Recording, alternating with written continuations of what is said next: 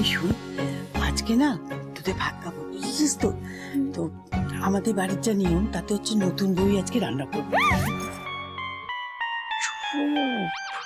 তুই সব পারিস না, এই যে বৌমা আছে ও সব সামলে দেবে, তুই শুধু একটুখানি রান্না করে থাকবি, বুঝেছিস তো? ও দিম্মা, এসবের কোনো দরকার নেই, আমি রান্না করতে পারি। আচ্ছা, তোমাদের বিশ্বাস হচ্ছে না তো? ফাইন, আস্ক অয়া। আমি রোজ মানে রোজ না, মাঝে মধ্যে সন্ধ্যাবেলা আমি বাড়িতে রান্না করতাম, সত্যি বলছি। তোমরা একটু ভরসা করে ছাড়ো আমাকে প্লিজ, একটা সুযোগ দাও, আজকে আমি রান্না করি। আর তাছাড়া আজকে তো ভাত কাপড় আমারই তো রান্না করার কথা, বলো। আজকে ছেড়ে দে, হ্যাঁ?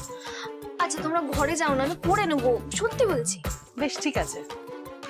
তাহলে তুমি বলো যে তুমি কি কি রান্না করবে, শুনি একবার কি রান্না করবে। 1 মিনিট।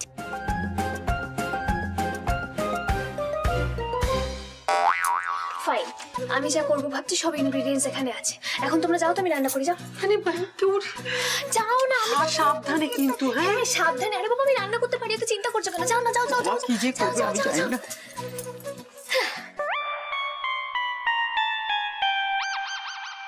এই তো জেম্মা এসে গেছে।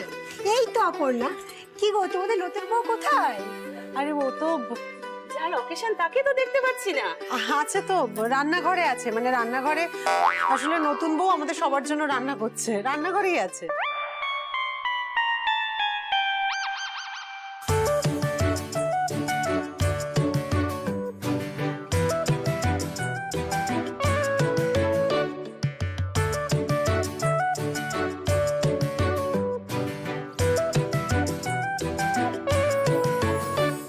বৌদি, বলছি অনেকক্ষণ তো হয়ে গেল, আমি একবার দেখে আসবো।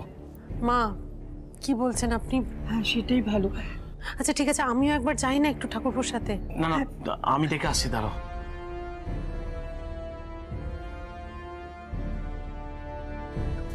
গরম গরম, আস্তে আস্তে আস্তে। দেখি রান্না হয়ে গেছে, তোমরা সব এবার খেয়ে নিতে পারো। রান্না করলে বলো তো দেখি একবার।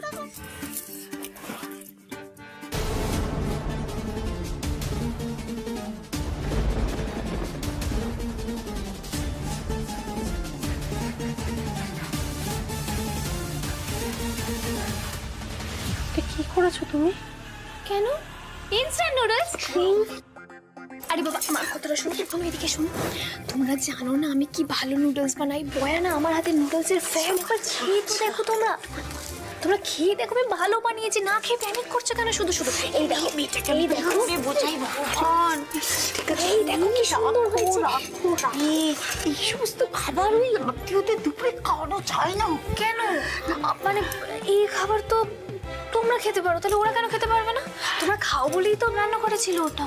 আরে বাবা, এই নুডলস তো জোজো খায় গো বৌদি। ওই দেখি। ওরে বাবা, হাড়ি ভর্তি রান্না তো করেছো। এই শোনো, সবাই খেতে পারবে তো? হ্যাঁ, দেখে দেখে শোনো না, নাত বউ যা রান্না করেছে না, আরে অপূর্ব। তাই? কিন্তু এখন এই যে তুমি দেখে ফেলো, সারপ্রাইজটাই তো চলে যাবে। ও তাই বুঝে। হ্যাঁ শোন, ও মা ছোট, আমি তো দেখিনি তোকে, কি মিষ্টি দেখতে লাগছে রে, কি সুন্দর সেজেছিস তুই। শোন, আমি একটা কথা বলি, হ্যাঁ তোকে এখন আর সব রান্নাঘরে গিয়ে কালিঝুলির কিছু মাখতে হবে না, ঠিক আছে? তুই বরং এখন এই যে আত্মীয়রা এসছে তাদেরকে নিয়ে একটু বস, একটু গল্প গাছা কর, এক্ষুনি আমরা খাবার বেড়ে নেবো, তারপর তুই সবাইকে নিয়ে খেতে চলে আসিস, কেমন? যা তাই বুঝি? যা, ওদের সঙ্গে একটু গল্প গাছা করো। হ্যাঁ মা চলুন, কোনো কথা না, শিখিয়ে রান্না করা চলে। তোমরা এটা খাবে না?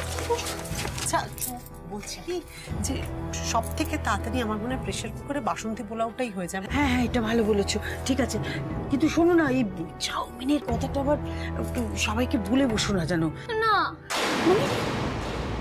আমার ভাত কাপড়ের অনুষ্ঠান, তো আমার রান্না করার কথা বলো, আমি রান্না করব। ফাইন, আমি তোমায় ইনস্ট্রাকশন দিচ্ছি, তুমি সেই মতো রান্না করো। খুশি? কি হলো? ঠিক আছে। ঠিক আছে, আমাকে বলে দাও কি কি করছো। এই তো দেখো এই জলটার মধ্যে। আচ্ছা,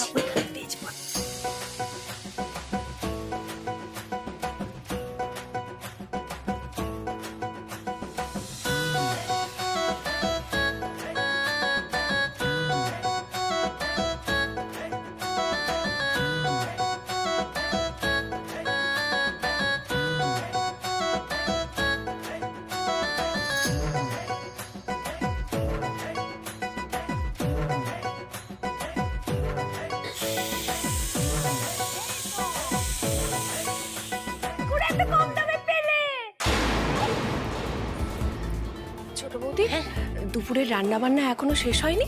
কি করে হবে? রান্নাঘরে তো মিলি।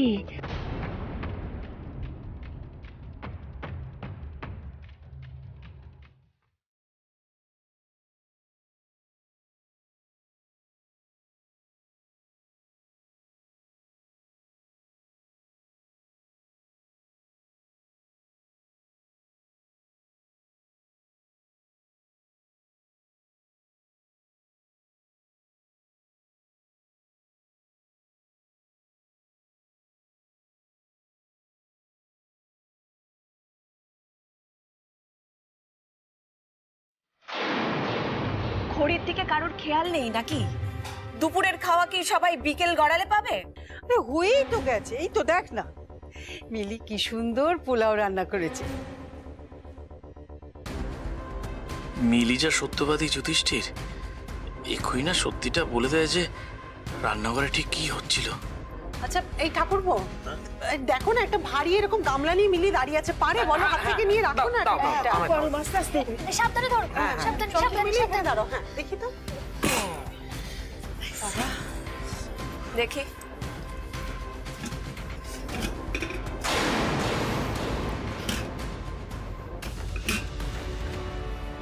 আর কতদিন শাক দিয়ে মাছ ঢাকবে মেজো বৌদি?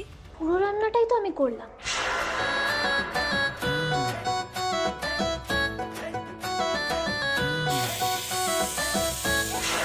আমি বানিয়েছি পোলাওটা।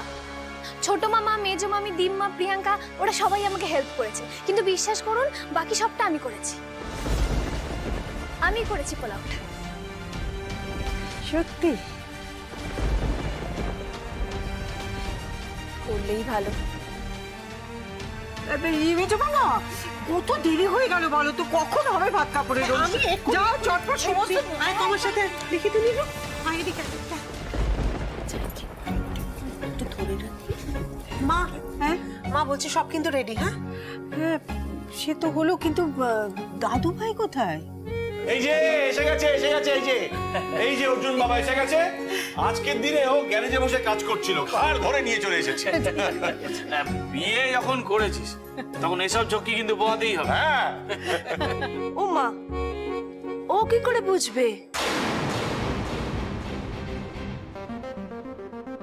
আরে বাবা, আজ ওর পালিয়ে বেড়ানোর না যথেষ্ট কারণ আছে। হ্যাঁ, ওর কি আর ওর বউয়ের ভাত কাপড়ের দায়িত্ব নেওয়ার মুরদ আছে?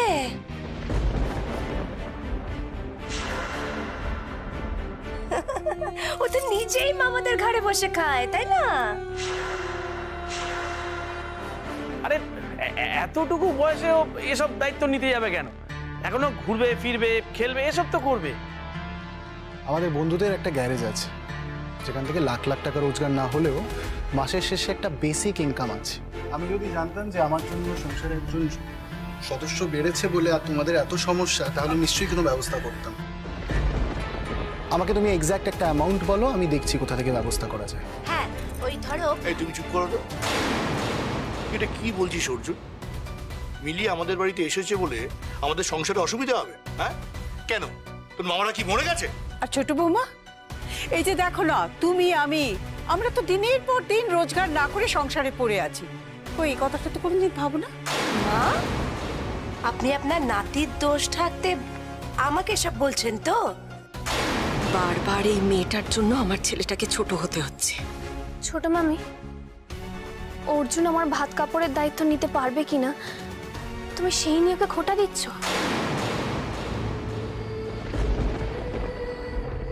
অর্জুন আমার যে দায়িত্ব নিয়েছে সেই দায়িত্ব আর কেউ নেয়নি, এমনকি আমার বাবাও না।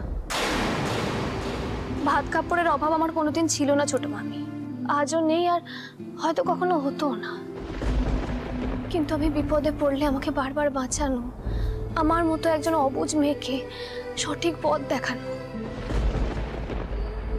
হাজার হাজার তারার মধ্যে থেকে আমার মাকে খুঁজে দেওয়া, এসব দায়িত্ব তো অর্জুন ছাড়া আর কেউ কখনো নেয়নি, আর নিতেও পারতো না। আমার তো এর থেকে বেশি আর কিচ্ছু চাওয়ার নেই।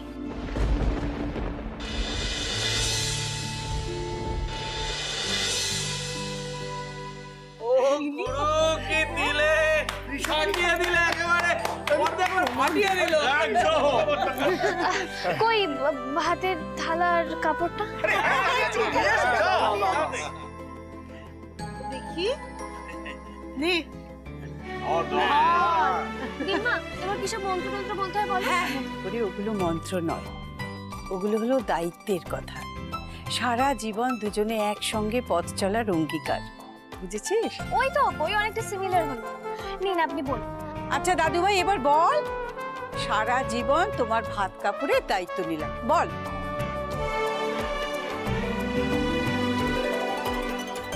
আরে আরে বল। আর ওই দেখো চুপ করে রয়েছে, আরে বল। আরে এটা নিয়ম, এটা বলতেই হবে, বল। বলুন। আচ্ছা ঠিক আছে, আপনি বলুন, তারপরে আমিও বলবো। তুমি আবার কি বলবে? সারাক্ষণ তো লেকচার দিয়ে যাচ্ছ। আচ্ছা ঠিক আছে ঠিক আছে, এখন ওরা ওদের মতো করে নিয়মটা পালন করুক না। হ্যাঁ হ্যাঁ, যা পারে করুক গিয়ে। কদিনের মধ্যেই তো এই মেয়ে বাড়ির সবার মাথায় চড়ে নাচবে। আমার ছেলের মাথাটা তো মুড়িয়েইছে। আর নীলু, বাইরের অনেকে আছে বাড়িতে, কেন এসব কথা বলছিস সবার সামনে? আজ থেকে আমি তোমার ভাত কাপড়ের দায়িত্ব নিলাম।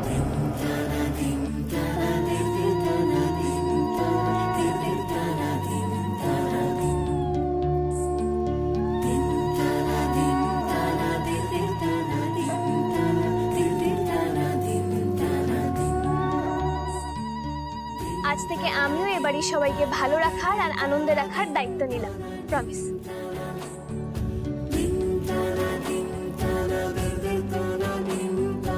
স্পেশালি আন্টিকে। বাবা, ভেরি গুড ভেরি গুড। এই না হলো আমাদের ভাগ্নি। আরে এই, তুই নাকি আমাদের সবার জন্য পোলাও করেছিস? এবার খাওয়া। নাও, আস্তে আস্তে সবার পাতে দাও। দাও, রাখো তো, এদিকে রাখো। হ্যাঁ নাও।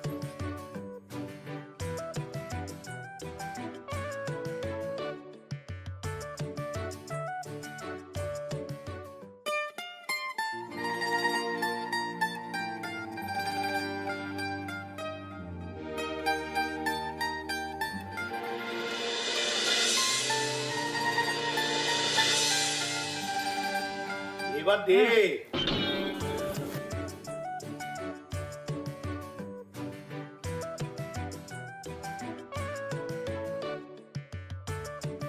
যা রেঁধেছিস না, একেবারে অমৃত, দারুণ। তালা জলের পরিমাণ কি দিয়েছিলে গো? এতটা পোলাও একটু জড়ায়নি তো? হাফ কুকার চাল আর 1 কুকার জল। 1 কুকার জলে তো পোলাও গলে খিচুড়ি হয়ে যাবে গো। না মানে ও বলতে চেয়েছে যে যতটা চাল তার দ্বিগুণ জল আর কি, মানে সেটাই করেছে ও, তাই না? হ্যাঁ হ্যাঁ, তাই করেছে। আন্টি খাবেন না? আমার ছেলেটার মাথাটা খেয়ে হচ্ছে না? আমি খাবো কি খাবো না সেটা নিয়ে ভাবতে শুরু করে দিয়েছো? তোমার কতদিন এ বাড়িতে খাওয়া জোটে, এবার সেটাই দেখার।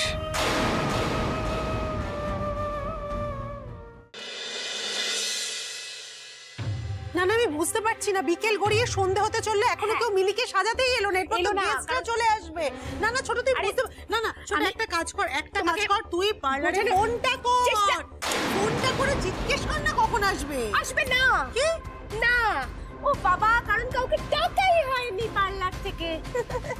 বলছিসটা কি তুই?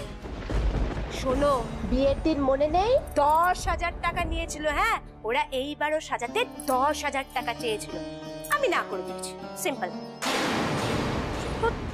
ছোট, তুই একদম ঠিক করেছো ছোট বৌদি। না দেখো, সাজার জন্য এত টাকা খরচা করার তো কোনো দরকার নেই। সেটা বাড়ির মেয়েদের কাছে মেকআপের যা জিনিসপত্র আছে সেটা দিয়ে সাজিয়ে দিলে হয় না? হ্যাঁ, হয় না, হয় না, একেবারেই হয় না। এই মিলি, ওঠো ওঠো, তাড়াতাড়ি ওঠো, তো দেরি হয়ে গেছে। শোন, তুমি আজকে সন্ধ্যাবেলা যে শাড়িটা, যে গয়নাগুলো পরবে, সেই শিগগিরই ওগুলো একটা ব্যাগের মধ্যে পুরে ফেলো। আমি তোমার মেজো মামুকে দিয়ে তোমাকে আমি পার্লারে পাঠাবো, তোমাকে খুব সুন্দর করে সাজিয়ে আনবে। হ্যাঁ মিলি, তুমি চলো। ও মেজো মামি ঠিকই তো বলেছে, মানে এতগুলো টাকা দিয়ে সাজার কি দরকার বলো তো? শুধু শুধু অতগুলো টাকা নষ্ট হবে, কোনো দরকার নেই। তোমাকে এগুলো নিয়ে চিন্তা করতে হবে শোনো না। না, বলছি যে পাপড়ি না খুব ভালো সাজায়। কলেজে আমাদের যত প্রোগ্রাম হতো পাপড়িই সাজাতো, পাপড়ি সাজিয়ে দেবে আমায়, কোনো অসুবিধা নেই আমার। কি রে পাপড়ি? ইম্পসিবল। না না না না, আমি কিন্তু কাউকে সাজাতে পারবো না, আমি একদম পারবো না। ও মা, এই পাপড়ি এরকম করছিস কেন? তুই তো কত ভালো সাজাস বল। আজকে আমার এরকম একটা ইম্পর্টেন্ট দিন, তুই আমি সাজিয়ে দিবি না? দে না প্লিজ, প্লিজ আমি রিকোয়েস্ট করছি। না না না পাপড়ি, তোকেই তো মিলিকে সাজাতে হবে। আরে বাবা, এই তো সুযোগ, এমন সাজাবো সারা জীবনের মতো বউ সাজা খুঁজে যাবে। ঠিক ঠিক আছে, বলছো যখন এত করে সাজিয়ে দেব, বিপদে পড়লে তো পাপড়ির কথাই সবার মনে হয়, তাই না? পাপড়ির হাতে মিলিকে ছাড়তে একদম ভরসা হচ্ছে না।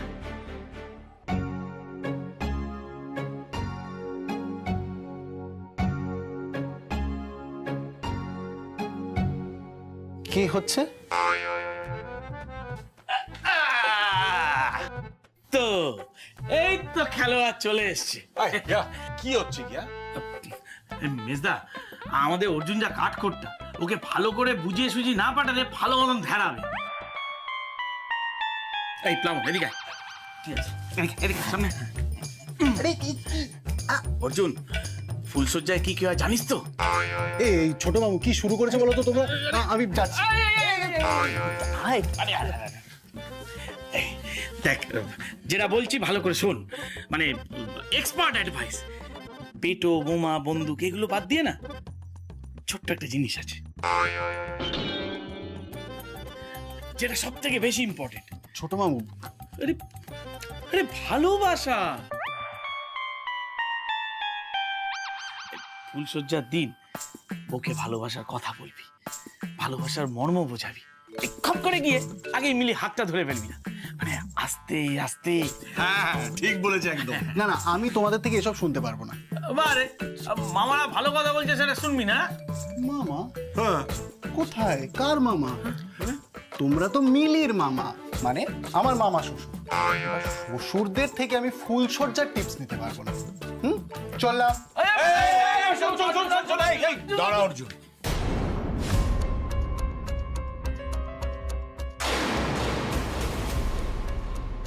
কি হলো? আমি তো অর্জুনকে দাঁড়াতে বলেছি, তোরা দাঁড়িয়ে রইলি কেন? যা যা। বেস্ট অফ লাক দাদা। এদিকে তোর সঙ্গে আমার জরুরি কথা আছে।